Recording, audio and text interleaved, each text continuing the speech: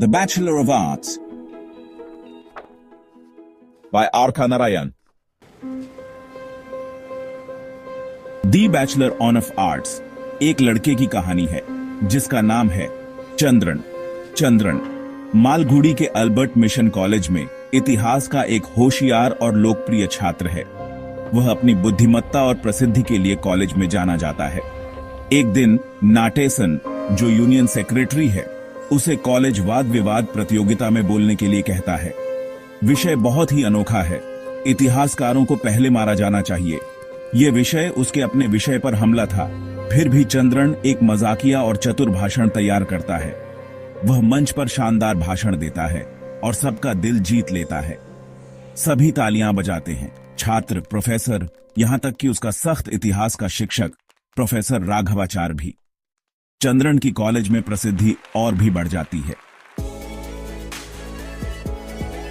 वाद विवाद प्रतियोगिता के बाद प्रोफेसर राघवाचार्य तय करते हैं कि इतिहास को गंभीरता से लेने के लिए एक ऐतिहासिक समिति शुरू की जाए। चंद्रन को उसका सचिव बनाया जाता है। वह यूनियन सेक्रेटरी नाटेसन के साथ मिलकर कड़ी मेहनत करता है और पहले कार्यक्रम की योजना बनाता है। वे प्रिंसिपल ब्राउन को मुख्य अतिथि के रूप में बुलाते हैं। सब कुछ बहुत अच्छा होता है और लोग चंद्रन के आयोजन कौशल की प्रशंसा करते हैं। कुछ समय बाद चंद्रन प्रिंसिपल ब्राउन से एक अन्य कार्यक्रम, बाहरी वक्ता को बुलाने की अनुमति मांगता है, लेकिन ब्राउन नाराज हो जाते हैं। वे कहते हैं कि छात्रों को इस तरह की गतिविधियों में समय बर्बाद नहीं करना चाहिए और व्यंग्य में चंद्रन की योग्यता पर तंज कसते हैं। चंद्रन को यह बहुत अपमानजनक लगता है। वह क्रोध और शर्म से जलता हुआ बाहर चला जाता है।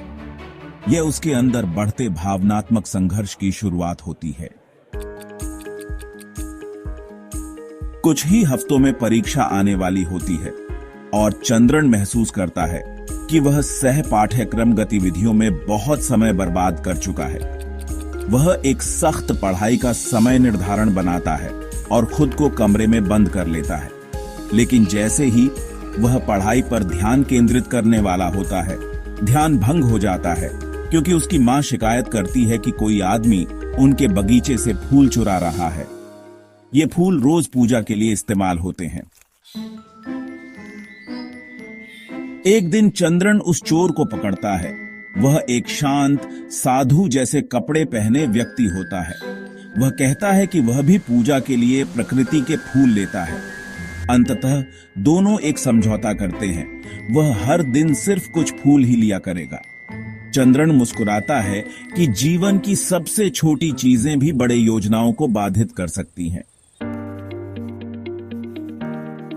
अंततः चंद्रन अपनी अंतिम परीक्षा में बैठता है।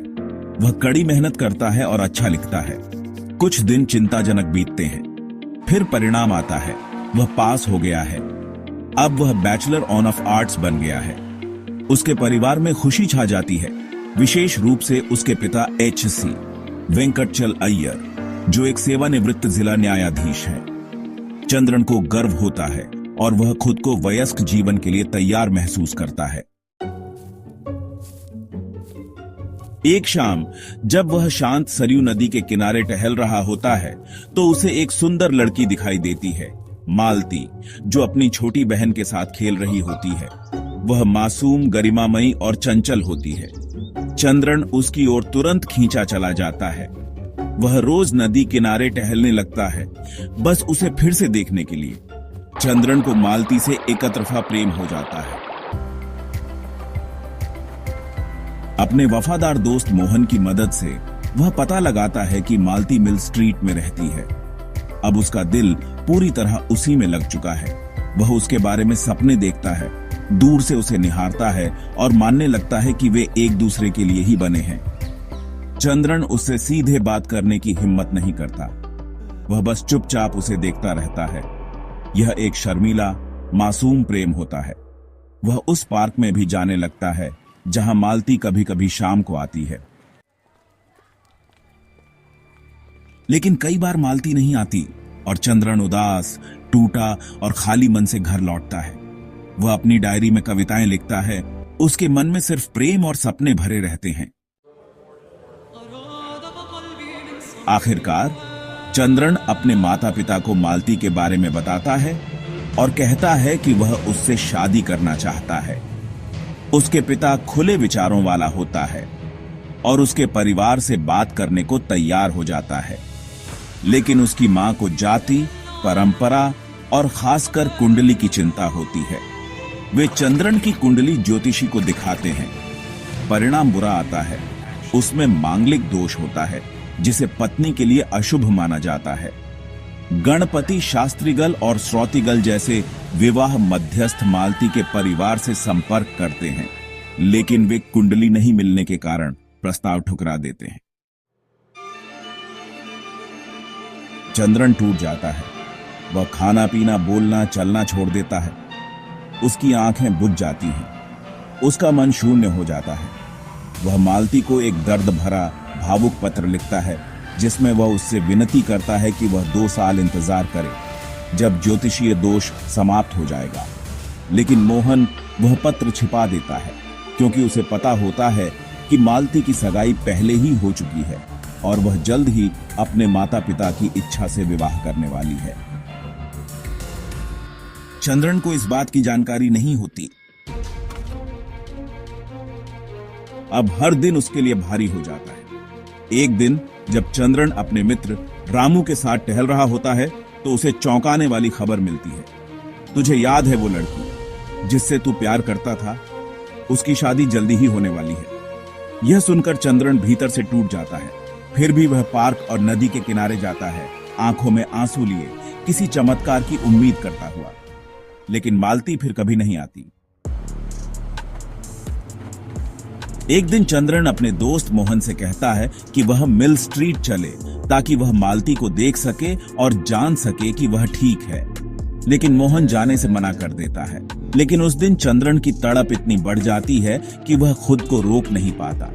वह अकेले ही मिल स्ट्रीट चला जाता है और मालती के घर के पास पहुंचता है, जहां उसे उत्सव का माहौल दिखता है। चंद्रन का दिल तेजी से धड़कने लगता है, लेकिन वह जानना चाहता है कि वहां क्या हो रहा है। जैसे ही वह मालती के घर के सामने पहुंचता है, उसका दिल थम सा जाता है। वह मालती को देखता है, एक दुल्हन की पोशाक में, किसी और के साथ अग्नि के चारों ओर 7 फेरे लेती हुई। यह दृश्य उसे बिजली की तरह झकझोर देता है। चंद्रन गहरे दुख और वेदना में डूब जाता है। वह हंसना, बोलना, पढ़ना, सोना, खाना और जीवन से प्रेम करना छोड़ देता है। अब वह अपनी दुनिया में अकेला था, बेहद दुखी और दिल टूटा हुआ। अपने दुख से लड़ने के लिए चंद्रन के पिता चाहते हैं कि वह कुछ वर्षों के लिए मद्रास जाकर अपने चाचा के परिवार के साथ रहे और अपने जीवन को फिर से शुरू करे। लेकिन मद्रास पहुंचकर चंद्रन अपने चाचा के घर नहीं जाता। वह रेलवे स्टेशन से ही चुपचाप भाग जाता, जहां उसके चचेरे भाई उसे लेने आए होते हैं। इसके बजाय वह एक होटल में जाकर रुकता है। वहां उसकी मुलाकात कैलाश नाम के एक अजीब आदमी से होती है, जो एक बेतुका जीवन जीता है। शराब पीना, वेश्याओं के पास जाना और बेकार की बातें करना। शुरू में चंद्रन उसे उत्सुकता से सुनता है, लेकिन जल्दी ही उसे कैलाश की गंदी जीवन शैली से घृणा होने लगती है। वह महसूस करता है कि शहर का जीवन खोखला और नकली है। खुद को खोया हुआ महसूस करते हुए चंद्रन मायलापुर पहुंचता है और कपालेश्वर मंदिर जाता है। एकाएक उसके मन में विचार आता है, इस संसार को छोड़कर एक सन्यासी बन जाने का, एक भिक्षु की तरह जीवन जीने का। वह राघवन नाम के नाई से सिर मुंडवाता है, केसरिया वस्त्र पहनता है और बिना किसी सामान के निकल पड़ता है। 8 माह बाद एक दिन उसके अंदर अपराध बोध जागता है। उसे लगता है कि वह भोले भाले गांव वालों को धोखा दे रहा है, जो उसे संत समझ रहे हैं। उसे अपने परिवार की भी बहुत याद आने लगती है। आखिरकार मधुरै से वह अपने पिता को एक तार भेजता है। वह मालगुड़ी लौट आता है। उसकी मां उसे देखकर रो पड़ती है। उसके पिता राहत की सांस लेते हैं। चंद्रन फिर से अपने पुराने कमरे में सोने लगता है और धीरे धीरे सामान्य जीवन में लौट आता है।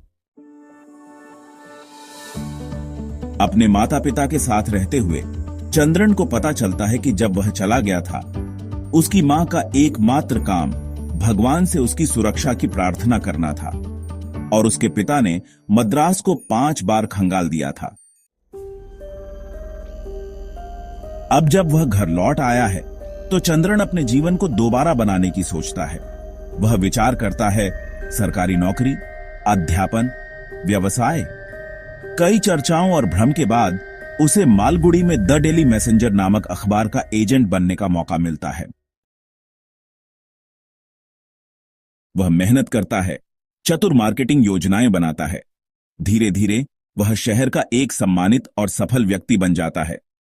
अब लोग उसे एक दिल टूटा लड़का नहीं, बल्कि एक परिपक्व पुरुष मानते हैं।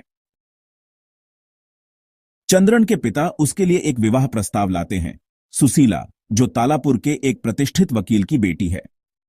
चंद्रन पहले तो इनकार करता है, लेकिन जब मां जोर देती है तो वह मिलने के लिए तैयार हो जाता है। जब वह उसे देखता है तो चौंक जाता है। वह सीधी सादी, शांत और दयालु होती है, दिखावटी नहीं, लेकिन अपनी सादगी में आकर्षक। वह उसे मालती की याद तो दिलाती है, लेकिन इस बार कोई दर्द नहीं होता, बस एक शांति। चंद्रन और सुशीला की पारंपरिक रीति से शादी हो जाती है। वह एक पति और कामकाजी व्यक्ति की भूमिका निभाने में आनंद लेने लगता है। वह खुद को शांत, स्थिर और संतुलित महसूस करता है। जो कभी स्वप्नदर्शी और टूटा हुआ लड़का था, वह अब एक परिपक्व, जिम्मेदार और भावनात्मक रूप से मजबूत पुरुष बन चुका था और उसने सुशीला के साथ एक सुंदर दांपत्य जीवन जिया।